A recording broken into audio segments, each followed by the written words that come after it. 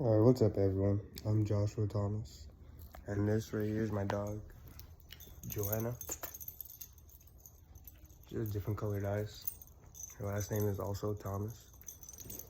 And so I'm just going to be reading to you all the origins of the Thomas family, or the Thomas last name. First, we're going to start off with the coat of arms, which is this. You can see the Thomas, the whole picture. This is where I'm going to be reading from, and I'm going to explain to you what it is. So the origin of this specific or particular coat of arms is from England. So most of this stuff is going to relate to English origin and of some Americans possibly. But the Thomas last name is found kind of all over the world.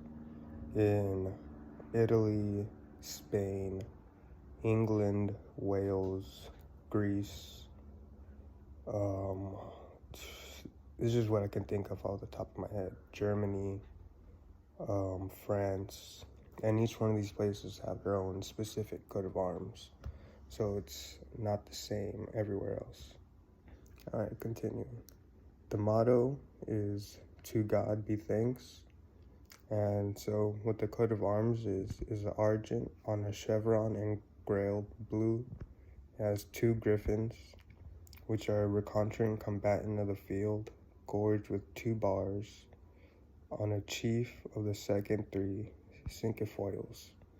So basically there's three flowers with 5 points. Right here is the two bars. I'll show you. So right here is a chevron. Right here is the two combatant griffins. This right here is just 5 pointed flowers, the cinquefoils.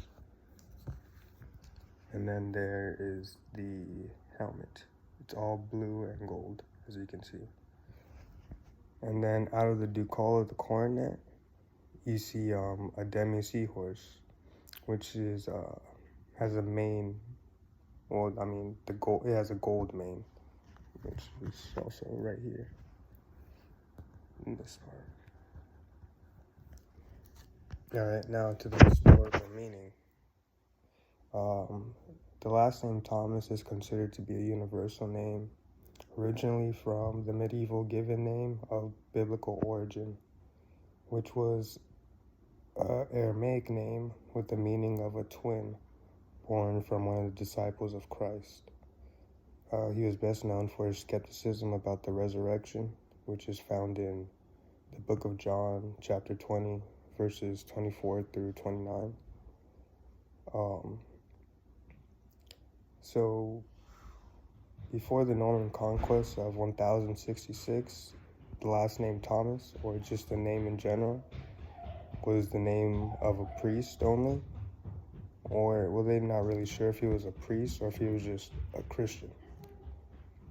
And then so after this, it became like one of the most popular Christian names. And now, so getting ready for this, since the dawn of civilization, there has been an ever increasing need to communicate effectively. The more organized the social structure became, the greater the need became to give names to places, objects, and situations, essential to the survival and progression of the social unit. From this common stem arose the requirements to identify families, tribes, and individual members, evolving into a pattern in evidence today. So basically, the groups of people, the families within the groups of people, and the individual members kind of, at one point in time, it was just, everything was so big, there was no really way to, like, how should I say, to classify people, or like, you know what I mean, the things they did. Just let me continue reading. So during the formation of this history, common usage of customs, trades, locations, patronymic and generic terms were often adopted as surnames, also called last names. The demands of bureaucracy, formally introduced by the feudal lords during the 11th century to define the boundaries and families within their fiefdoms, crystallized the need for personal identification and accountability, and thus initiated the general use of last names. The earliest records mentioning Thomas without the last name was a tenant in Domesday in 1086. Alicia Thomas of Yorkshire was recorded in the Yorkshire poll tax in 1379. Thomas Wyatt married to Nancy Thomason, which is a form of the last name Thomas, which I'll get to at the end. They were married in St. George, Hanover Square in London in 1801. Dylan Thomas, alive from 1914 to 1953, was a British poet born in Wales and the author of Under the Milkom Wood, a play for voices. So it's like one of the earliest voice actors. Think about anime, cartoon, shits like that. So the arms recorded at Lilwyn Maddock, County Brecon. So that's the coat of arms, the picture of the helmet, the shield, and all that.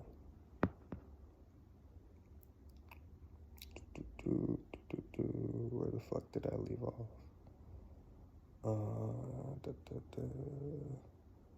Other notable members of the name, including Thomas of the 12th century, who was an Anglo-Norman poet. He was the author of the earliest extant text, from 1155 to 1170, so 15 years. Of the legend of Tristan and Isolde. Thomas of Woodstock from 1355 to 1397 was the youngest son of Edward III, who was born at Woodstock. He was created Duke of Gloucestershire in 1385.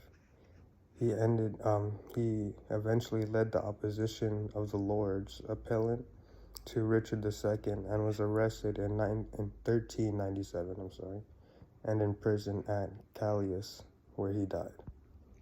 And so other forms of Thomas include Thomas, two different spellings, one with the H, one without the H. Tomasi, Thomason, son of Thomas, was the last name of a person at one time. I think that's about it. Yeah, it's across here. Have a good one.